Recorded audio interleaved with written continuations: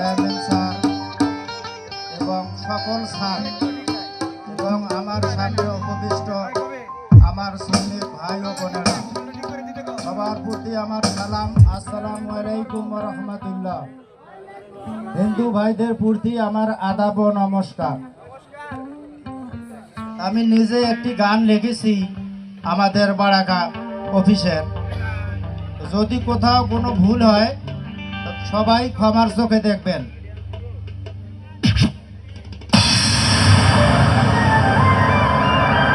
সুন্দরভাবে কাজ করিলে লাগবে কত ভাইয়ার গণ, দেখো কি সুন্দর বারাকা ফ্যাশন সখী গো, দেখো কি সুন্দর বারাকা ফ্যাশন।